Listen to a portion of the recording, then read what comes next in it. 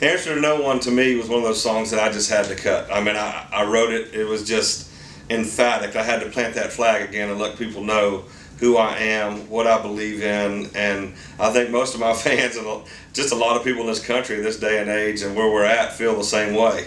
You know, you can take everything, but you can't take away our freedom, our flag. I mean, you know, that's what it's all about. And I got my buddy JJ Lawhorn on there. He's a young kid. I think he's going to be a superstar at some point. I'll probably be opening up for him one day.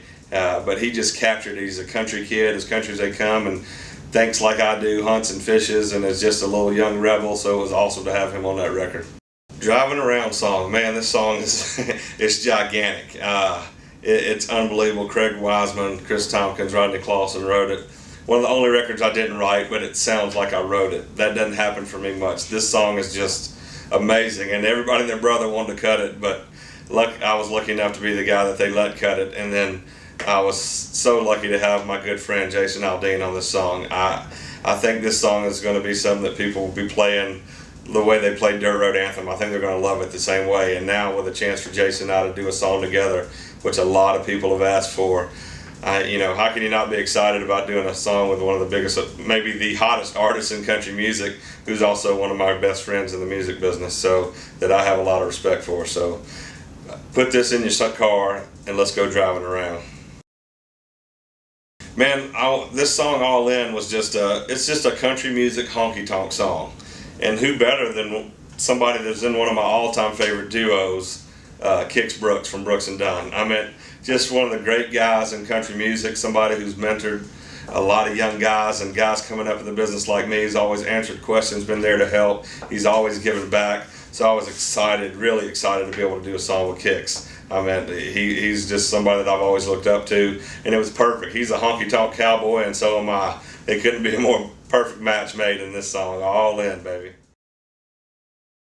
Ain't Out of the Woods is just another one of those songs that lets people know who I am. I mean, it don't matter how much success I have, I ain't never gonna change. I'm gonna say ain't, and I'm gonna hunt and fish and do all the kind of country redneck things I do. So what better to do than go get my boys, Montgomery Gentry, some rednecks from Kentucky that like all the same things I do, and let's make a song about it. You know, it's just a party, fun song that kind of sticks a middle finger up at the face of the people that don't think like we do. We don't mean no harm by it. We're just saying, you know, y'all can do whatever you want to, but we're going to keep it country.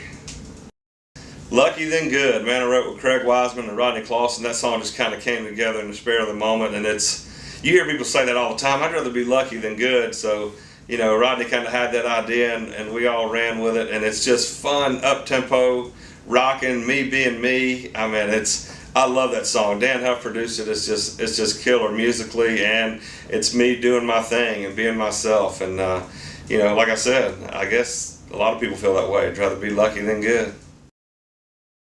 DWI. No, that is not something that's ever happened to me. I never got a DWI ticket, but this is called Dancing While Intoxicated. This is just one of those fun, booty-shaking songs that it ain't made for the radio, and that's okay. Every song shouldn't be made for the radio. This song is made to play at a party, for fun, at a dance club. I got my boys, Low Cash Cowboys. They got crazy energy, and they're always dancing around and stuff on stage. And then I got Redneck Social Club on there, this kind of underground sensation that's kind of taken over. It's kind of like a redneck version of LMAFO, and it's fun, man. I mean, if you want to dance and party and just get after it out there, this is one of those songs that people are going to like. I mean, like I said, it ain't made for radio. It's made for fun, and that's all right. It's All, I think, is kind of I don't even know how to explain it. Jeffrey Steele wrote that. It's the first thing that I ever got to write with him. I mean, good Lord, the guy's a genius. And it was just such a freedom of writing this song, and it's really almost like a rock song. I mean, Dan Huff produced this, and when he heard this song, he said, that's what I want to do. He said, if Martin Scorsese made a country song, this is what it would be. It would be so vivid and real. Like, he said, I can really see what you're talking about, and man, I strive to do that. I wanted to paint that picture for those people who didn't know. I mean, it's this song just says that's what it is. It's all work boot, it's all gun shoot, you know, it's all church crowd, and it's all damn proud. I mean, it's just that's what this song is. I think this will be one of those ones that people, I hope, will go, man, have you heard this? This song's crazy. And to write with Jeffrey Steele was, that's a dream come true. It was just, I love this song. I hope people will dig this song. I really love it. The song Hugh, man, it's just a story of a buddy of mine who liked to get up in people's faces and ask them if they know Hugh, and they would say, Hugh who? And he'd say, Hugh damn right. And he did it over and over, and I just thought it was funny, so I thought I'd write a song. It was the first thing that me and Craig Wiseman wrote together, another just absolute monster in the songwriting world who's a genius, and I was so fortunate enough to become friends with him and get to write with him. And this song was just, it is what it is. It's a call and response song. It's fun. The fans are really digging it, and I can't wait to see those t-shirts out there with "Do you know Hugh" on the front and "Hugh damn right" on the back. Just, that's just Colt Ford being Colt Ford, man. Nobody else would write that song, and that's what made it so fun. And to write with Craig, he just dug the idea right away. And I got that little old sexy country girl from Kentucky, Laura Bell Bundy, to do a little part on there with me, and that was a lot of fun. I've done some things with her, so it was cool to get her on the record. I think she's one of the most talented artists just all around out there that I've ever seen. So, all I can say is, do you know Hugh? Hugh damn right. Room at the Bar is just, it almost sounds like kind of an old groovy hip hop kind of country song. I mean, Corey Smith is one of those artists that people, if you don't know about him, you should. I mean, the guy's just unbelievable songwriter and unbelievable talent. And one of the cooler things about this song was Corey has not done a lot of writing with other people. So for Corey and I, we played a lot of shows together and we've become good friends. And for our styles are very different, but they're very similar in a lot of ways. And for us to write a song together, that was different for him, but made it really cool for me. And we just wanted to write something kind of fun and simple and go, hey man, if you don't want to go over there with $300 blue jeans and your fancy hair, that's fine. But if you want to just hang out with the regular folks, there's plenty of room at the bar. All of My Tomorrows was one of those songs that it started, I think, kind of for somebody else, and the more I listened to it, the more I liked it. And I think it captures, for me, it captures that where I'm at the age point in my life, to look back about when I was that young kid that was hanging out and doing all that.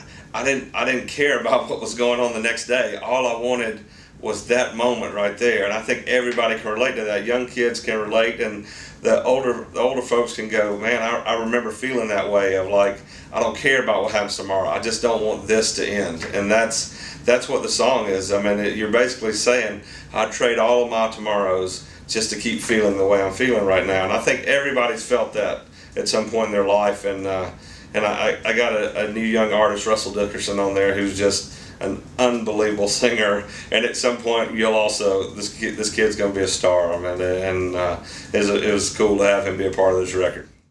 Sorry. Happy in Hell is, a lot of people are going to, it's like any song. Songs are open for interpretation. To me, that's what makes it cool. To me, it's this song, you're torn between one love and another, between my music and being at home and being on the road and being drawn to do that and needing to be here. I mean, it's what it is. I mean, when you're torn between two loves, and sometimes you're just stuck right there between happy and hell. And I got one of the biggest things ever having Boyz II Men be on this record. One of my favorite singing groups of all time. I mean, just, Grammy winners, multiple number ones, just superstar groups that I've become friends with, and they sang on this song, and this is kind of the country, like a country Eminem kind of song. I mean, it's very deep lyrically, and like I said, people will take it wherever they want to take it. It'll mean different things to different people, but everybody's been in that point where you're torn between two loves, and sometimes you just got to be happy in hell. 50/50 is a song I wrote with my buddy Craig Wiseman. I mean, again, not a song for radio, but that's okay. Everybody should quit trying to make songs that fit a certain way. Just make cool songs, and this is what this is. It's just 50/50. It's just a reality of what I talk about in the song. The first verse is, you're at a bar and you think you're all cool and, big city boy, and think you're all cool in this little country bar. And if you keep walking around talking like that, there's a 50-50 chance that you might get your ass whipped. And that's what this song is. And it goes on to talk about a guy who's out running around in the town, and people are going to talk about it, and he's going to go home and try to lie to his wife. Well, if you're married to a country girl like mine, if you go home and tell her all that, there's also a 50-50 chance that you might get your ass whipped. And that's what the song's about. Way Too Early is a song I wrote with my good buddy Ben Hayslip, and then the first time I'd ever got to write with David Lee Murphy, and who's just amazing, and so is Ben. And the song really, I think, will probably be cut by somebody else at some point. I think it's really made more for a real singer, a Billy Currington or somebody like that. But it was just an idea that I'd had about different situations that you've been in where you go, man, sometimes late comes way too early. And sometimes over comes way too soon. You just wish it could keep going on. And that happens a lot, whether it be in a relationship or, somebody you meet or somebody you're around or somebody that's coming to your life. And sometimes it happens and comes late, comes way too early. So I got my buddy Darius Rucker on there. He's one of my favorite singers of all time, and I've always been a fan of Darius. Me and him are buddies. We play golf together, and his voice is so unique, and it's got so much character and soul and everything to it that it was a big honor to have D be on my record and on such a cool song with such a great melody and everything. I think people will like this song a lot.